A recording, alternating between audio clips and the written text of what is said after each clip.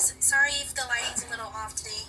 Alright, so I decided to go donate today at the South Texas Blood and Tissue Center. I donated 1 bag of blood. I tried doing 2, but they were running low on time, so I wasn't able to. But, I thought, since I donated, I think it would be a good time to kind of show you guys why it's important to donate blood, what blood really does, and why, how it helps our bodies. So I have this book called A Drop of Blood by Paul Showers. When you first look at it, you think it's going to be about Dracula, but it's actually about blood. It's about blood, plasma, and platelets, and about how they help your body, their different functions that they have, and, how they really keep us alive, and healthy. So, so I thought, since, I did that today, I thought this would be a great book to read. So this is the inside part of it. I love that it's all just a little bats and everything. It's just so cute. So, again, this is A Drop of Blood by Paul Showers. And we're just going to go ahead and start reading this one. So hopefully you guys enjoy it. Alright. I'm hoping you guys can see this. Oh, there's blood in your arms and legs. There's blood in your fingers and toes. And once in a while, when a game gets too rough, you'll find that there's blood in your nose. There is blood everywhere inside your body. When you cut yourself, you make a hole in your skin. Blood leaks out through the hole. If the cut is small, it soon stops bleeding. So here we have Dracula giving his assistant a band-aid because he cut himself. Sorry about that.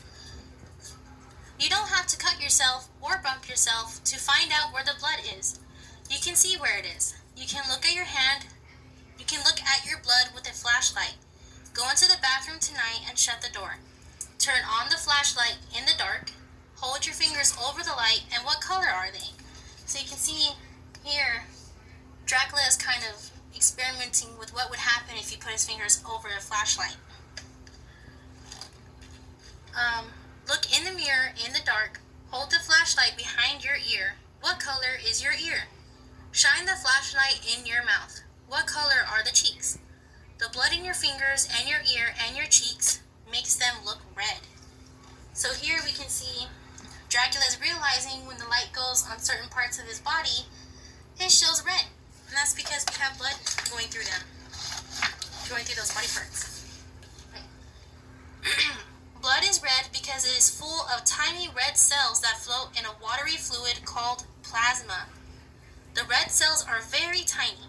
There are hundreds and thousands and millions of them in a single drop of blood. Red cells are too small to see with your eye. You have to look at them under a microscope. Then the red cells look like this, round and flat, thin in the middle, thick around the edge, something like tiny donuts without any holes. So here, you can see what red blood cells look like underneath a microscope. Just like they said, it's kind of flat in the middle, almost looking like a donut, but not quite like a donut. So, it's like there's a misconception that blood is just entirely red blood cells, but actually they are in a fluid called plasma, and that plasma is what carries your blood around your body through your veins. And we're going to find out what veins are exactly as well. The blood is always moving inside your body. Your heart pumps it and keeps it moving. It moves through little tubes, your blood vessels.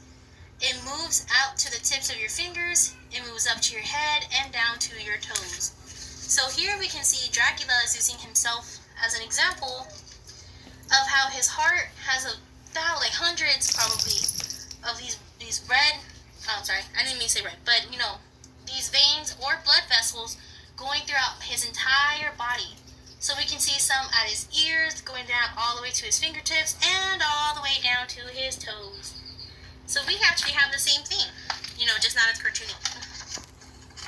Alright, I was hurting a little bit, guys.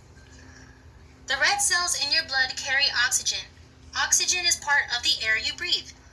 You cannot see oxygen, but you cannot live without it. Your blood has to have oxygen every minute. You breathe oxygen into your lungs. The red blood cells in your blood take the oxygen from your lungs. Red cells carry the oxygen to every part of your body. They carry oxygen to your muscles, to your bones, your brain, your stomach and intestines, and your heart. So here we can see oxygen, and the red lines are the blood vessels. So the oxygen comes into your lungs and goes into those blood vessels, going to the rest of our body. And you can see here how Dracula is demonstrating how he can breathe in, and it goes through that process, and it goes all around his body. So oxygen just doesn't come in to our lungs. It goes throughout our entire body, and the red cells help carry them everywhere. That's really interesting, guys. Sorry. Try and get comfortable. Okay. Your body needs food as well as oxygen. When you eat, the food goes down to your stomach and your intestines. There, food is changed into a fluid. The fluid moves from your intestines into your blood. You cannot see the food anymore, even under a microscope, but it is in your blood. Your blood takes the food and oxygen to every part of your body. It takes food to your bones to make it grow, into your muscles to make them strong, to your fingers and your toes, and even to your brain. So here, this is inside of the small intestine, and you can see how the fluid and the little molecules go into our blood vessels. And you can see Dracula eating a carrot, funny enough, and it goes through his esophagus or his throat, all the way down to his stomach, in through the small intestine and the large intestine, and then straight back into his blood vessels, but way tinier than they went in. So they're carried along with our oxygen, our red cells, and our red cells all the way through our bodies. It's pretty interesting, right, guys? Our food isn't actually gone. It's still there. There are white cells in your blood, too. They are bigger than red cells.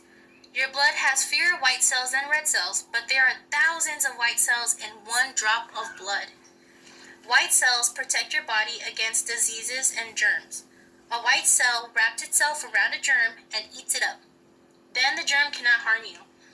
So here in this picture, these little pictures, diagrams, the little green thing, the little green like stick looking thing, is a germ.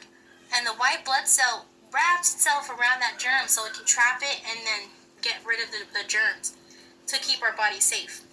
On this side, we have an actual picture of what a white blood cell looks like compared to a red blood cell. So you can see why they have those names, because they are red and white. And they're different shapes, which is pretty interesting. Same thing, some things in your body are smaller than the white cells, even smaller than the red cells. They have no color. They are flat and round like little plates. What do you think they are? They are called platelets. When you cut your skin, blood runs out. Platelets gather around the cut. They form a plug that helps stop the bleeding. Right. Next, the blood begins to clot. Tiny threads called fibrin form in the plasma. The fibrin threads make a net across the cut. Red cells and white cells are caught in the net. Soon the net becomes thick with red and white cells. A clot has formed. The blood cannot flow through the clot. The bleeding stops. The clot hardens and becomes a scab. Later, new skin will grow under the scab and close the cut. So here you can see the process that it goes through. So he cuts his knee. The platelets come around the cut and it clogs it. The fibrin comes to make the net, which would become the scab. It becomes a scab, and then later on it will fall off because his new skin came underneath. Pretty interesting, right? Little people do not need much blood. Kathy is 1 year old. She weighs 24 pounds. She has about 1.5 pints of blood in her body. That is less than a quart. So here you can see how much blood she has. Big people need more blood. Russell is 11 years old. He weighs 88 pounds. He has about 5.5 pints of blood in his body. That is a little less than 3 quarts. So here is how much he weighs, like how much blood he has. An adult who is 6 feet tall and weighs 180 pounds has about 11 pints of blood. 11 pints are the same as 5.5 quarts. So here is all the blood that he has in his body. So the bigger you are, the more blood you have in your body. Interesting, right? Red cells do not last forever. They wear out. White cells and platelets wear out too. But your body makes new red and white cells and new platelets every day. When you cut yourself, you lose some blood. You lose red cells and white cells. You lose platelets. But that doesn't matter. Your body has plenty of new ones to take their place. It keeps making new ones all the time.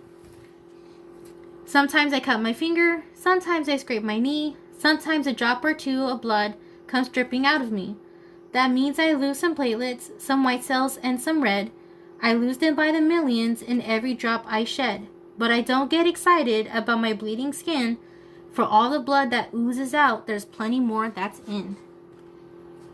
So I thought that would be an interesting little thing to show you guys. So it's important to donate blood because maybe there's people who can't at the moment make enough red, white, or red blood cells. So giving them a blood transfusion helps them get their health back up and helps them get healthier faster.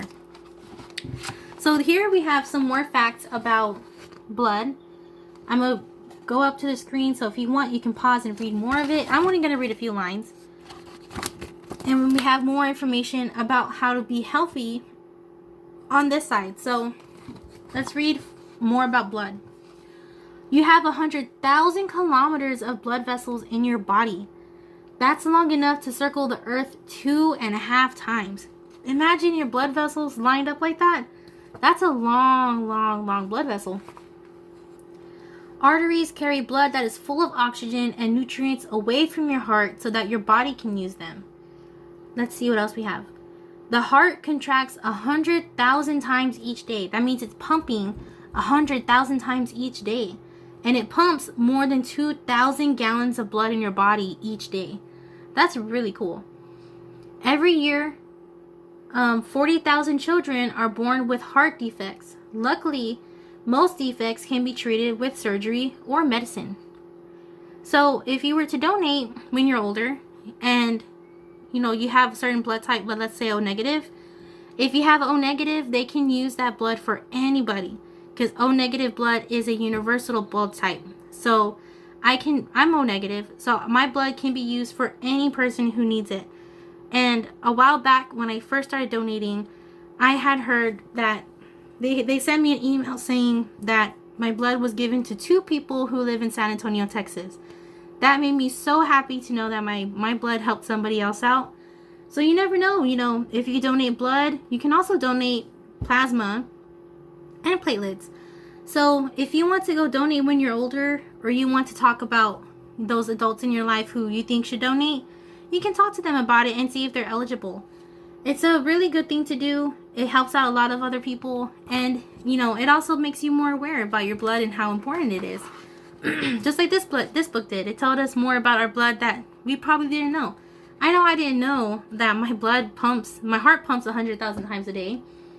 So this side talks to us about making healthier choices, because the healthier we are, the more good our blood is, of course.